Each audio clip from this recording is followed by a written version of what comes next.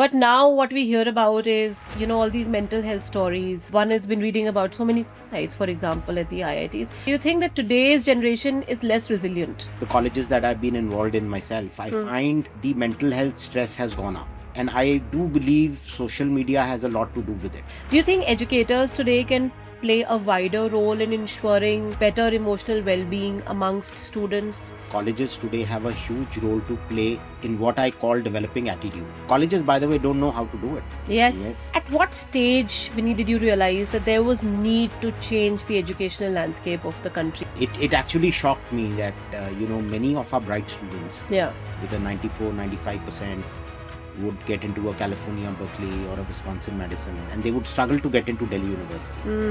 How have you created that differentiation in Ashoka and Plaksha? Students have much more to their personality than just academic. What is it about these institutions that really touches, moves and inspires the people who kind of park their buck in places like this? See, India has had a tradition of philanthropy.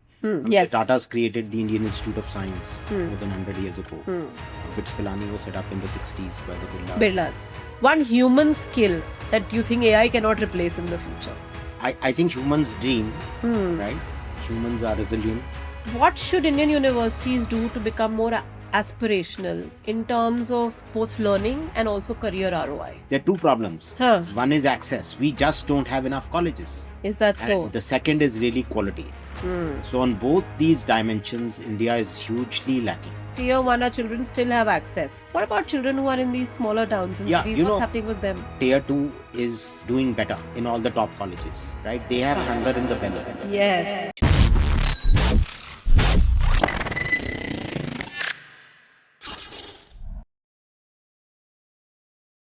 Welcome back to the Growth Room, a place where we explore the journeys of leaders, entrepreneurs, and change makers who are redefining success through emotional intelligence and people-first leadership. Today, I'm in conversation with someone who's been at the heart of reimagining education in India. Vineet Gupta is the co-founder of Ashoka University and Plaksha University, two institutions that have transformed the way we think about liberal arts and STEM education in the country. He's also the managing director of Jamboree Education, which has guided thousands of students in their journey abroad. An IIT Delhi engineer himself, Vineet has lived through the rigor of one of the toughest academic journeys in India. And today, he's shaping new pathways where curiosity, resilience, and innovation matter as much as grades and placements. In this episode, we'll dive into his personal story of becoming an engineer, the changing face of education, the balance between discipline and gentle parenting, and his vision for the future of Indian universities. So let's step into the growth room with Vineet Gupta and explore how education can move from simply creating professionals to shaping leaders, innovators, and problem solvers for tomorrow. Hi Vineet, thank you very much for coming to the growth room. Now, you're someone who's reimagining education in India. But I want to go back to the time when you had to, take your 12th board exams and go to a college. Back then, you decided to take the JEE and go to IIT Delhi. Now, was this decision at that point in time a self-driven decision, or was it societal influence or something that your parents kind of encouraged you to do? I think both, because I discovered I was good at math and physics. Okay. And then if you are good at these two subjects, then everybody around you is writing JEE. So I was doing my 11th, 12th in DPS Arkepuram, where in our section 46, all 46 were writing JEE, and 23, mind you, got into IIT Delhi. 50% of? Yes. Oh, wow. So that was the sort of environment that it didn't let you think any other way. So if you're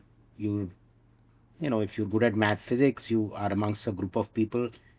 And that time DPS Arkepuram was called the factory. Even when you entered IIT and they would ask you, where are you from? And you said, so you've come from the IIT factory. You've come from the factory. So, yeah, that was.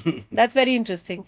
Now, tell me one mindset or habit that you picked up at IIT during your IIT days that has sort of helped you steer your entrepreneurial life, or even the way you're looking at education today. Like, what is it about IIT that stays with you even today?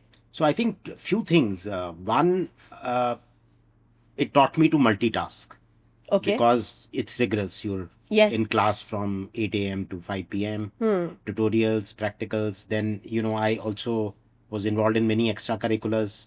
So it really gives you that ability to multitask. I think the second is uh, you develop this habit or instinct not to ever give up. I mean, remember we used to have exams at 8 a.m. and sometimes you started studying only at 8 p.m. the previous evening, really? right? But then you would study all night, right? Yeah. And even at 4 a.m., you said, okay, I still have 4 hours, right? Wow. So that mindset, when you were, and I remember even later on when we were building projects and, you always thought, okay, you have another day. You Wow. still have 6 hours, right? That's resilience, Yeah, actually. So That's- it actually, it's not done till it happens, and you go and you're not unfazed. You still feel you have time. So Right. I think that was very rigorous, and if I see people around me, all of us had this mindset too. But this is very interesting when you say this, because today what we are hearing most about, see, continues to be the prestigious institution it was back then, even today. But now what we hear about is, all these mental health stories, how one has been reading about so many suicides, for example, at the IITs. What do you think has changed? Do you think the pressure existed even during your time and you guys didn't talk about it, or you were more chill in that sense? Or do you think that today's generation is less resilient? What's really going on? Well, difficult to say, but I mean, one thing I can say for sure that suicide used to happen back then also. Okay. When we were on campus, and I distinctly remember in our hostel, but when we were staying, it happened. Oh. So, and there were always reports that one or two suicides used to happen every year. So it's not new, and they were happening in other colleges. Having said that, I feel two reasons. One, this whole consciousness around mental health has grown. Yes. I think it gets more reported in media, so we hear more. But also through my experience of the colleges that I've been involved in myself, I find the mental health stress has gone up. And I do believe social media has a lot to do with it. Because mental health is very related to self-esteem. Right. Now, with social media, your self-esteem can get exaggerated Yes. or go down very quickly. Oh, Right. that's brilliant, actually. Right. Yeah. Yes. You it's both sides actually. Yeah.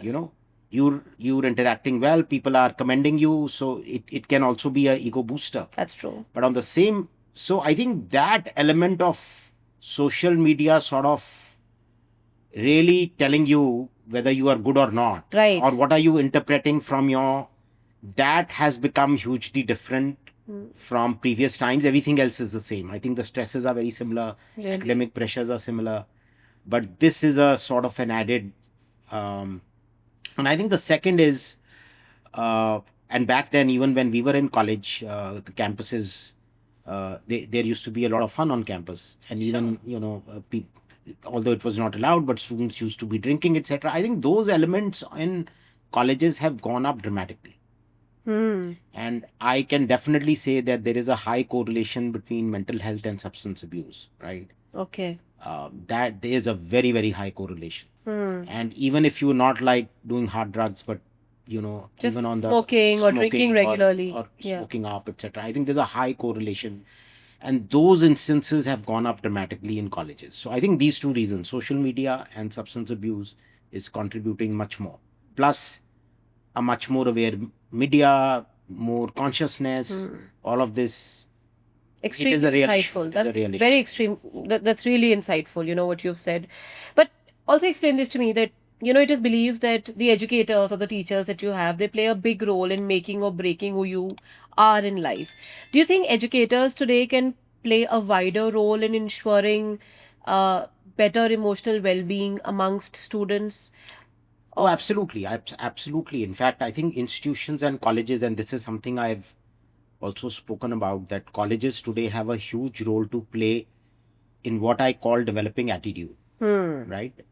For the longest time, formal education has been about knowledge. Yes. And then towards the turn of the 21st century, it also became about skills, reading, writing, how do you speak, communicate. I think a key part today about formal education is going to be how do you develop attitude, resilience, Yes. grit, Yeah. humility, right? And colleges, by the way, don't know how to do it. Yes. Colleges and the world, there's some body of research coming out from institutions worldwide.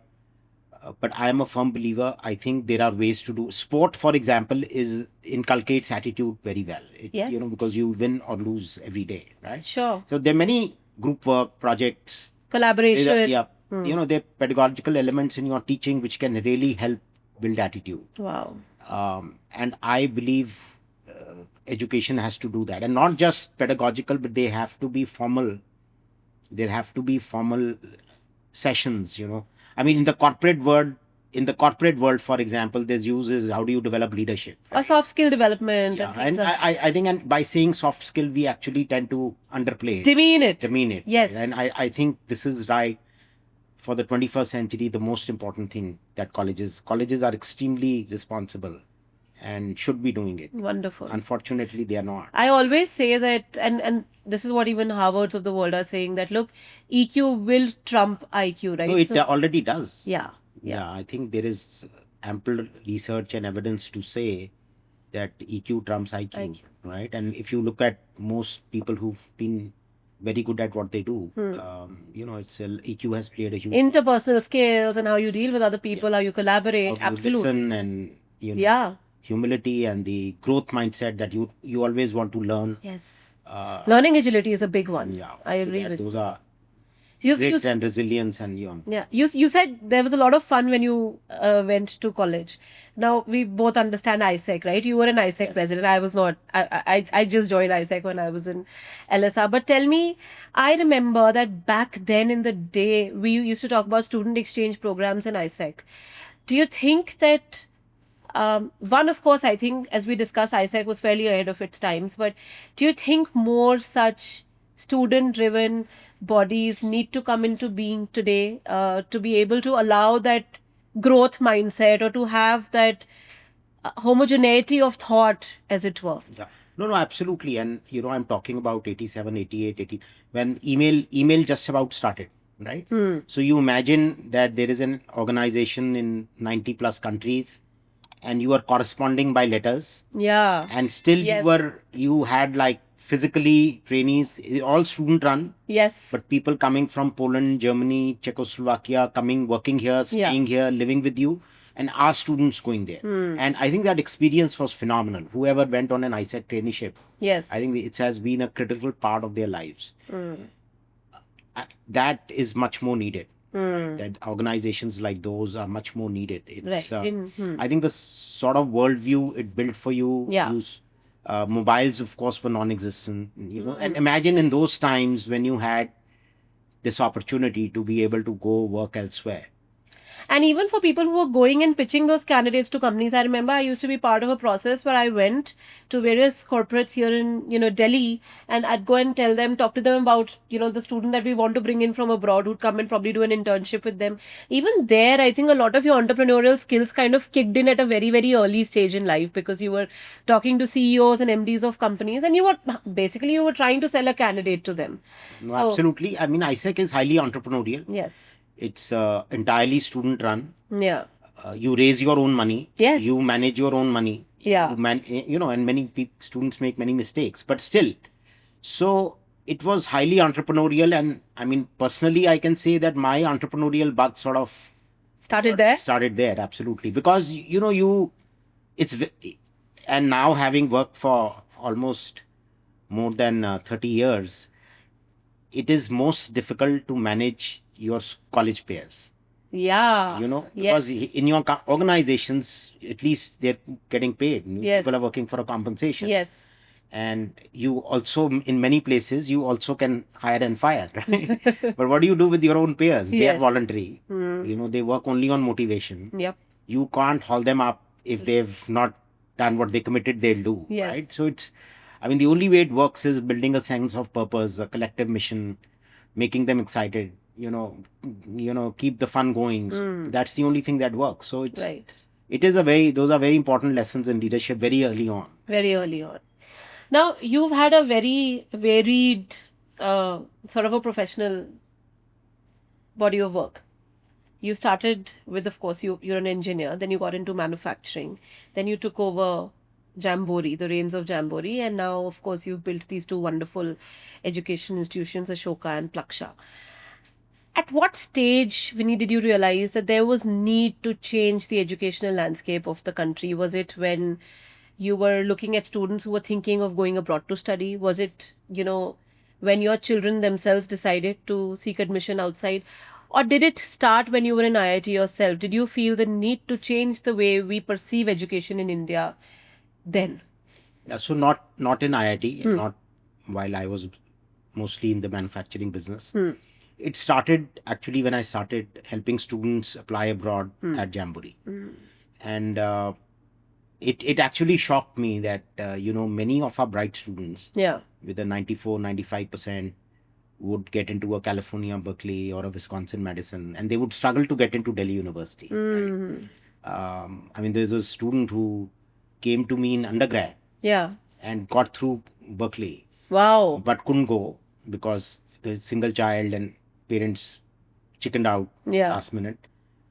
Then this person came to me after 3 years wanting to prepare for GMAT, and in the meanwhile he had got admission. He was a bright student, but he got into an evening college in DU. He did not even get into regular college. And when he came 3 years later, I thought his college life, had really had a huge impact. I mean, he had barely gone to college, no classes, sat in the canteen most of the time, had chai and all that, and he was totally demotivated, and he didn't have the same kind of spark. And I felt maybe we are, we are letting our youth down. Right. I mean, these people deserve good education. And that's the time, at least, I started thinking about what will it take to set up a high quality university In India. How do you teach these children today to unlearn the rote system of education that they've been through and, shift into a first principles thinking approach? So, the youngsters are very resilient. So rather than telling them unlearn something, you start teaching them in the new pedagogical ways. Okay. So classroom becomes a discussion. Assignments are very research based. Heavy focus on reading, writing. And by the way, the first semester or two, they really struggle. They struggle. Yeah. I mean, some schools, students from certain schools don't, but majority. Because as you said, they're used to this rote learning, etc. So first semester or two, they struggle big time. But you'll be surprised by the third semester, and by the time they graduate, they are speaking and they are thinking and they are talking and they can stand up and they can hold themselves. So similarly, so this is Plaksha is very reading, Ashoka is very reading, writing, critical thinking. Plaksha is very project based, Right. tinkering. So similar, when students come in, you really throw them in the deep and they learn to swim. And and of course they are mentored and guided. And So it is believed that getting admission into Ashoka or Plaksha is not easy. What is it that you guys do in your interview process that kind of sets the whole thing apart? Because the way we look at application today in India, if, say, for example, you're applying to Delhi University, it's based on, now, of course, they have a common admission exam for it, but otherwise it was always, like what the percentage-based system. How have you created that differentiation in Ashoka and Plaksha? so we felt that students have much more to their personality than just academics. Right? Absolutely. And you could have a bad day. Yes. So we look at academics. We're an academic institution. So there is strong weightage on academics. And not just on one score, but across grades. How did you do in 10th? How did you do in Okay. 11th? How Oh. 12th, right? If you've written an SAT or you've written the Ashoka test, how did you do there, right? And we are not looking at places to pull you down. We are trying to see places where you've done well. How So we'll pick wonderful. those scores. Strength-based. Yes. So we'll pick the scores that you did best in. So, but we do want high academic Of rigor. course. And then we are at Ashoka. We are also looking at students how they write. So everybody writes an essay, on the spot essay, and that's graded. Then we interview to check communication, attitude, hunger, fire in the belly, and then we look at spikes in your application. Do you have an extraordinary talent? Do you code well, or are you a good dancer? Right. So any special talents. And then we also look at context. Sometimes students coming from affluent backgrounds have more opportunity to engage in the kind of thing. If somebody could be coming from a small village, Yes. but is quite brilliant, right?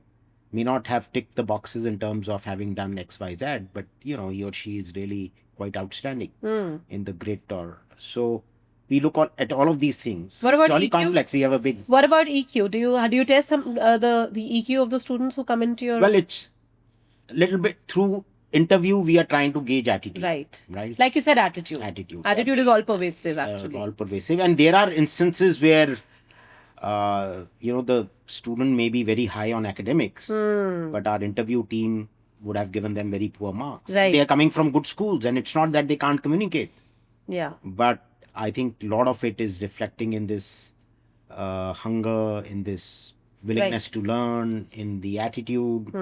So, and that then the interview becomes a no, and we have instances where people with high marks don't get in. Yep. Yep. Right. So that's why there is this whole myth about the issue of Right. admission. So like now that my kids are going to school and they go to a new age school in Gurgaon, what I'm observing is two very distinct worlds. One where we're still encouraging the hustle culture, where rigor has value, and then there is this whole conversation about gentle parenting. Okay, somewhere I feel that there is no balance. And I'll give you an example. Like my elder one sat for her exams for the first time in grade 6. Okay, so I told her that, look, you've not taken exams up until now. We used to do it much earlier. Now that you have exams, you need to put in the effort and the time. And the discussion in the class group is, oh, my daughter's curling her hair, oh, my son is telling me to make notes. And this leaves me very frazzled because I feel कि मस्ती की एक जगह है और मेहनत की भी एक जगह है. ऐसे नहीं हो सकता कि सिर्फ एक पे आप डिपेंडेंट रहो. Do you think people are missing out on balancing the two worlds in today's day and age, where parents have also become rather too, complacent or checked out when it comes to their children's education? Well, I mean, I'm certainly in the old world style. Yes. I mean, I do value. I think rigor is extremely important. Yes. And parents have a responsibility. Yes. By the way, I have not seen any child complain. Mostly, if they may, if their parents have been tough with them, right? Okay. Right. They may complain. Yeah. They will cry, maybe. Yes. Right. But in the long run, I'm saying. In the long run, absolutely. They At see that the benefits. instance, they'll say, okay, why are you scolding me, or etc. Whatever. But I think over time and long run, I'm not saying like 20 years, but even in a year, 2 years, they will See the value. they start seeing the value. So I feel instilling rigor, whichever way, and I don't necessarily mean you need to be tough. But I think instilling rigor in children is important. Right. Because the world is, if you don't do it, the world will, right? And then they will have to navigate it at that point, and they may not be ready and prepared. And partly this mental health issues will crop up. Yeah. But absolutely, because one, if you don't know the value of rigor, you're not prepared for the vagaries and vicissitudes of life. That's one aspect. The other aspect also, Vineet, is that the world that we live in today, of course, we say it's a VUCA world, it's ambiguous, it's volatile, all of that. At the same time, we're competing with countries like China. वहाँ तो rigor का अलग ही game चल रहा है. I mean, they are very, very hard working. So, if we look at it from a global perspective, also this whole sluggish approach somewhere, I feel, of course, there has to be a balance. There has to be high EQ. Parents need to understand that some children may not have the wherewithal to become an engineer or a doctor, and we need to do strength-based education. But at the same time, just telling your children not to work hard, it's okay if you don't do anything, I think that approach is kind of flawed. Yeah, I mean, I think working hard is absolutely, and nothing's going to come without that. Yes. Somebody said something very funny in one of my interviews. They said, in life there are no free lunches. If there's a free lunch, then the lunch is you. Yeah. So I kind of agree with that. I totally resonate. That's a great one, by the way. So and it doesn't necessarily mean they need to become engineers or doctors. I mean, they can do whatever they want to do. And I'm a big proponent of that. Right. They're good at writing or they're good at reading, whatever. But I think the rigor is really, really important. Right. Now, Ashoka disrupted liberal arts. Plaksha is reimagining STEM. What is the core philosophy that drives both these institutions? The core philosophy is really excellence, right? The aspiration is for each of these institutions to really become top-notch in what they do. And I mean, the aspiration is truly global. Right. right? That they should be, and there are conversations in our boardrooms where we say, should Plaksha be benchmarking IIT or should Ashoka be benchmarking Stephens? And and then people say it should be that someday people say, okay, I want to build another Ashoka. Right. So Ashoka should become an Ashoka and Plaksha should become a Plaksha. Wow. So the aspiration, it's truly about excellence. It's truly about creating a generation of young people who can think critically, who can solve the biggest challenges of the planet, who can really contribute to India. Yes. So it is education of the highest quality. Wonderful. And the aspiration also is that they should in themselves become role models for other institutions. India probably should have another 100 Ashokas and 100 Plakshas, and the country. Fingers crossed. Yeah, fingers crossed with people like you at the helm of it. I'm sure it will. But very interesting. You have played such an intrinsic role in raising funds for both these institutions, and both have been philanthropic contributions from the community. At a time where raising funds is really an Achilles' heel for most entrepreneurs, what is it about these institutions that really touches, moves, and inspires the people who kind of park their buck in places like these? No, that's a great question. See, India has had a tradition of philanthropy. Yes. The Tatas created the Indian Institute of Science more than 100 years ago. BITS Pilani was set up in the 60s by the Birlas. And many, you go to any small town, city, we know the big ones, but there are these small initiatives in philanthropy which have come up. So, and by the way, look at our temples. I mean, there's so much donations that go. Absolutely. So, I personally believe these institutions are our modern temples. And after the 90s, 80s, lot of wealth has been created in India. Lot of, if I look at my batchmates from IIT, so many of them have done exceedingly well. Yes. Right? And they feel that they did well because they got this high quality education.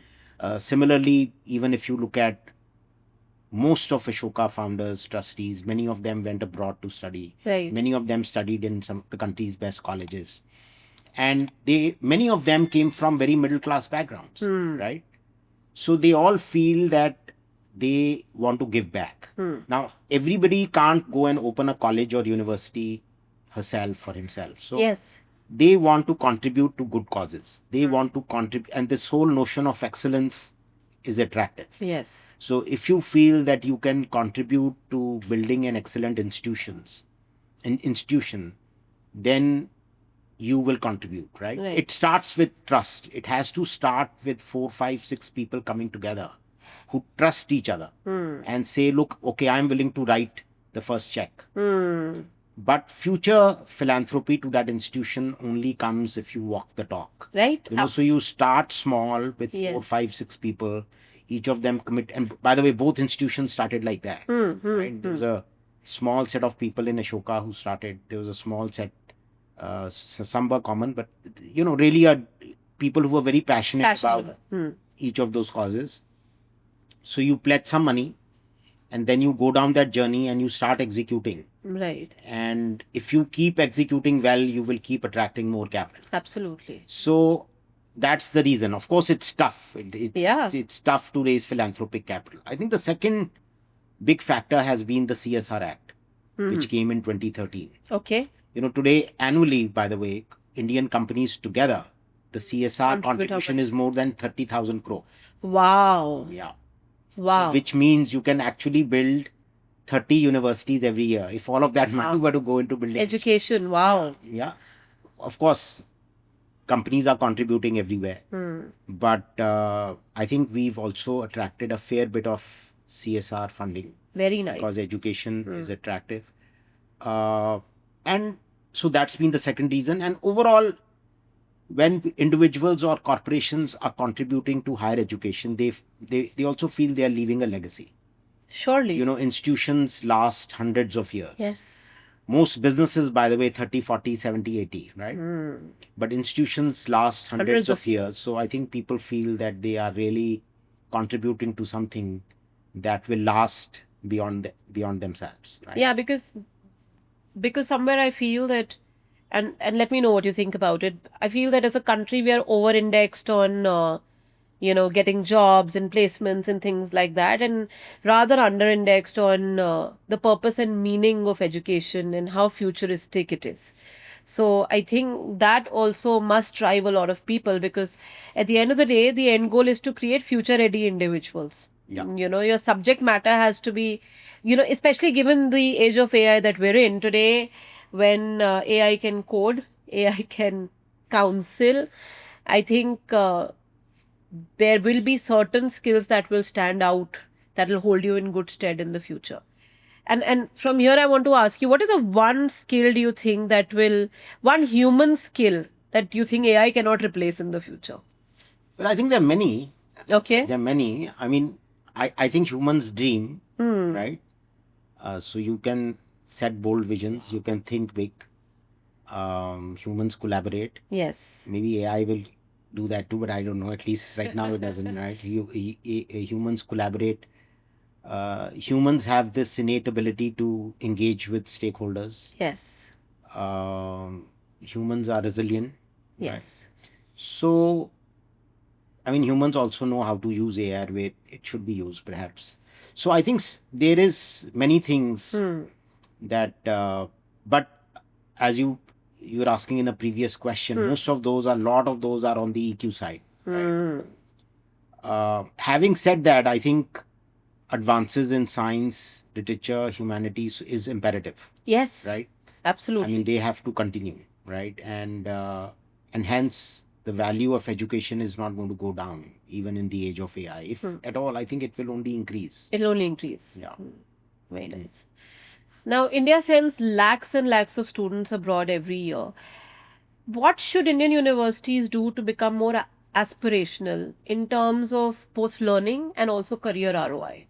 No, that's a great question. It has a long answer. Okay, yes. So, see, firstly, India has a huge challenge on On? higher education. Okay. Still, our gross enrollment ratio, which means how many out of 100 people who are eligible to go to college, only 27, 28 are able to go to college, right? The others don't. The GR, for example, in Europe is over 70%, US is 80%, Korea is 80%. So we are about 27, 28%. Right. China is over 50%. There are two problems. Huh. One is access. We just don't have enough colleges, right? Is that And so? the second is really quality. So on both these dimensions, India is hugely lacking, right? 40 new universities get created in India every year. There's no other country which is adding universities at that pace. Okay. Because that's our need. Most of these universities today are coming in the private sector, right? 60% of India's higher education is already in the private sector. Right. A lot of it is good quality, but a lot of it is also very poor quality. Right. Right. So there is both an issue of access and an issue of quality. So this will take many years. And the issue of quality exaggerates the higher up you go. Right. India does a great job. Our private schools at K-12 do a great job. Right. Right. The schools that you and I went to. At college, that becomes 10%. If there are 100 great schools doing a good job, then there may be 10. Maybe there's an LSR, maybe there's an IIT, etc. Yeah. Right? When it comes to masters, it further shrinks. Oh God. Right? And when it comes to PhD, there are actually just 10, 12, 15 institutions in the country which offer high quality PhDs. Can you imagine? Right? So the higher up you go in the value chain of higher education, the lower is the quality. So we have a lot of catching up. We have a lot of catching up to do to educate million. And the other challenge we have is that in this age group of 11 to 18, Yes. we have the highest population in the world. Right. So our challenge for the next 10, 15 years is even more exaggerated because all of these students are going to come to go to college. So India has to invest, brace up. Yeah, we have to continue to add more, but colleges of the right kind, universities of the right kind. So till that happens, I mean, I see this continuing for the next decade or two for sure. Continue the next decade or two. Wow, that's a long time. I don't know how the numbers are going to be, but Indian students will continue to. And the second is, of course, education abroad is not just about good quality education. It is also this promise of a better economic life, right? So when students are going to a US or UK or Australia, they are studying, and then the motivation is also to settle down and work. Yes, And of then, of course. course, you earn in foreign exchange, you are in a Western environment, you learn being in a foreign country, you earn money, you are able to save. So that this promise of a good life also comes with higher education. So both these factors are contributing. I think the second one, increasingly, India is now the fourth biggest economy. More and more jobs are getting created. Right. The second factor, maybe in a decade or two, will diminish significantly. But There'll be more opportunities. there'll be more opportunity here. But the first one, maybe that diminishes too. But Till the time that happens. But what we're basically discussing is actually a small percentage of students, because Yeah. what about the tier 2 and tier 3 cities? What's really happening with students there? I'm saying tier 1, our children still have access to, let's say, an Ashoka, to an LSR, to a Delhi university. If they get the marks and they're able to crack the interview, etc., they'll be able to go to one of these places. What about children who are in these smaller towns and Yeah, cities? you What's know, happening with them? By the way, I should tell you, tier 2 is students from there have access to equal opportunity. Okay. And they are actually doing better in all the top colleges, right? They have hunger in the belly. Yes. We are not discriminating. Students are coming from tier 1, tier 2. The tier 2 kids are making it more. They are more resilient. The quality of schools in these towns is also very good. Is that so? Yes. And maybe it drops tier 2, tier 3, maybe by tier 4 it starts dropping.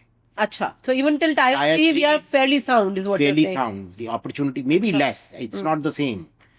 But tier 2 is quite there. Oh, wow. You know, tier 2 is quite there. Their students actually are really doing the best because they are coming with the right attitude to succeed. They are working hard, right? And education abroad from tier 2 is also increasing, by the way, right? There is wealth generation happening in tier 2 It's cities very too. interesting. Yeah, so tier 2 I think is on a firm footing. In fact, I feel the tier 1 students from tier 1 now towns, pull they up their should learn socks. from tier 2 in terms of attitude, in terms of this hunger. Yes. What you were talking about, Rigor. rigor in schools. I agree. Very interesting.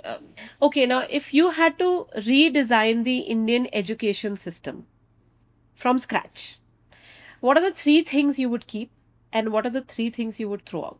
So let me say, not throw out, but what are the things to fix? Okay. Okay, let me start with that. I think the first is really governance. Okay. See, a large part of our higher education and school education is still in the government sector. And there, the governance is broken. The funding is broken, recruitment is broken, infrastructure is broken. You look at the universities, Delhi University, Mumbai, Madras, which were top notch, and they are comparatively still doing well. But if you look at the state universities, Yes. I mean, these are still national universities, the rot is set in deep, right? You hear about all of these stories about vacancies not getting filled, learning outcomes not coming. So there I feel this whole governance mechanism is totally broken.